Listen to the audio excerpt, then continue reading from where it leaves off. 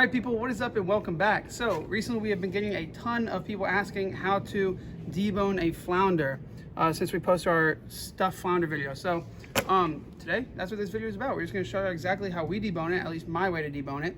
All you have to do first to start off is cut its head off and take all the scales off. We have a scaler here. So we're gonna do that and then we'll see y'all inside to actually get into detail on exactly how to get that backbone out. So stay tuned, we'll see you in just a minute. All right, so as you can see here, we took the head off the fish and we have it scaled.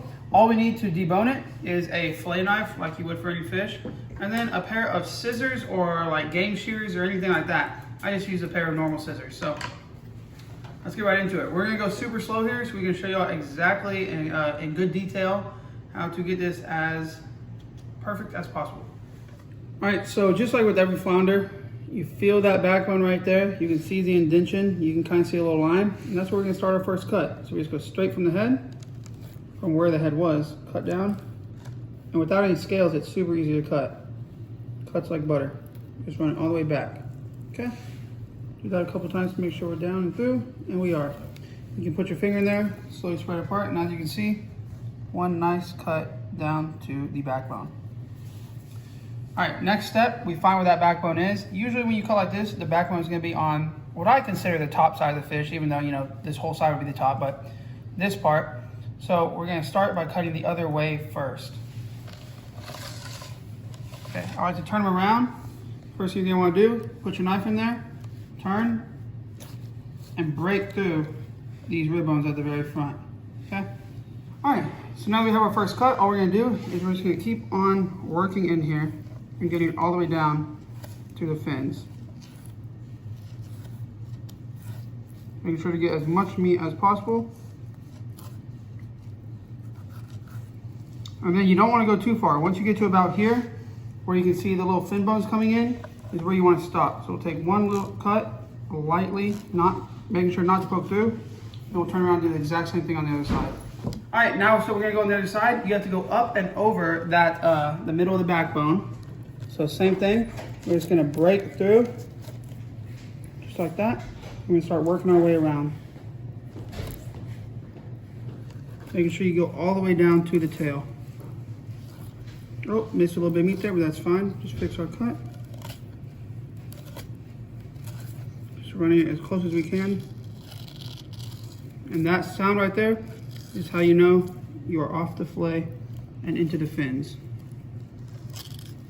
Okay. Make sure that tail is perfectly opened up there. That's a key part.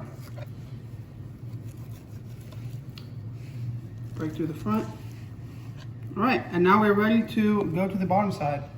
All right, so now for the bottom side, since you don't want to make a cut down the bottom because we're doing this as if we're going to stuff it like that, all you do is take your knife, go right under the bones, you just follow them down as close as you can, making sure not to poke up through them. I like to tilt that knife up, so tilt the blade up a little bit towards the bones. Just start slowly working it out.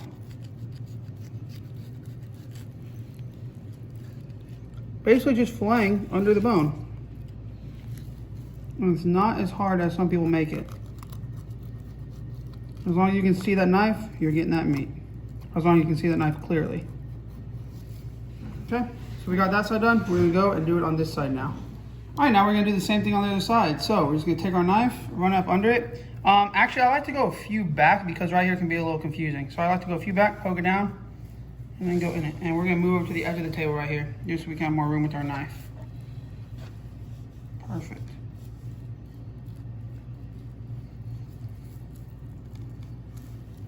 A few cuts.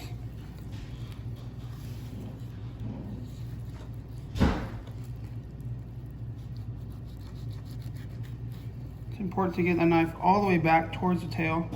As you can see it right here, poking up.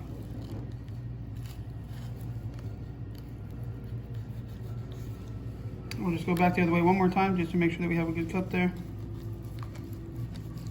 And now it all comes down to cutting this out and then slowly peeling it away. All right, so now that we have it pulled away from the skin, as you can see, there's a little pocket in there. All we're gonna do is take our scissors and run it down the bone right here. So we're on the outside of these major backbones, and we're kind of getting into where the fin bones are. As you can hear it cutting. Just wanna make sure you're not cutting the skin or anything like that. And there are still gonna be bones right here, but we'll talk about how to get those out in a minute. As you can see, it's cut down all the way to the end. We're gonna go and do the same thing on the other side.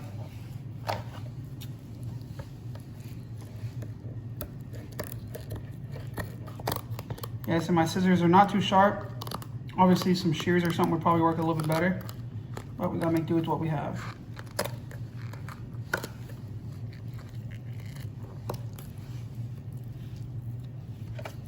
Flip them around just to make it easy on us. All right, and it's cut out. So now y'all can see, this is the backbone in my hand right here. It's still connected on the middle, so basically this, but on the other side. We're just gonna take our knife and start peeling it away from that. So we'll do it from this side to make it easy on you. All right, you have to go around a backbone.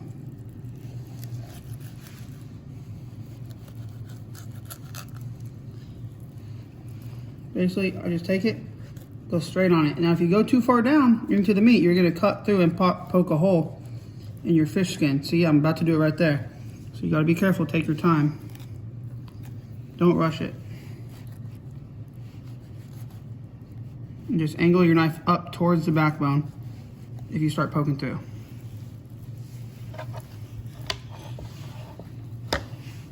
This is probably the hardest part of taking out the backbone, and it's not hard at all.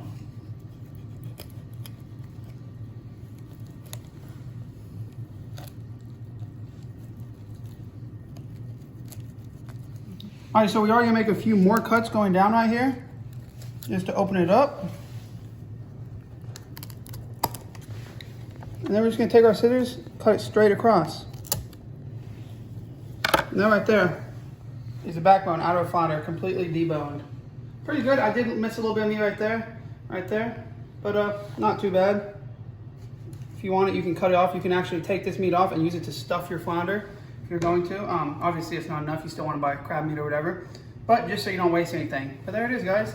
Check that out. I'll show you all the fish right here one more time, and we'll talk about these bones in the side. All right, so we have our flounder deboned right here. Now, like I said before, we still have these bones that are right in the side. Those are actually the bones from the fin. So I never take those out before I cook them. And you know, just like whenever you eat fish, you should always eat fish as if there are bones in it, and be careful. But these are like hundreds of little bitty bones that if you get a mouthful of that, you're not gonna be happy. So you can cut them with your knife, cut under them and on top of them, and try to cut out more of them, but that's still not gonna get rid of the problem of them being right here next to the skin. So what I recommend doing is that if you cook your flounder, if you just grab a piece like this, you just grab it and you pull it out, they will all just come out with that. And then of course your fillets will be separated, but it doesn't matter because you're eating it. So yeah, that's how to get those out, and this will be a 100% deboned flounder right here. So hope y'all enjoyed that. Thank y'all so much for watching. That is what it looks like when it's done. And this is just on probably about, I think this was about 15.5-inch flounder, so not too big. There we go, guys. Thank y'all so much. Hit the like button, leave a comment, let us know what fish you want to see us clean next, or what video y'all want to see next. And subscribe if you're not already, like always. And if you are, thank you so much. And until next time, peace.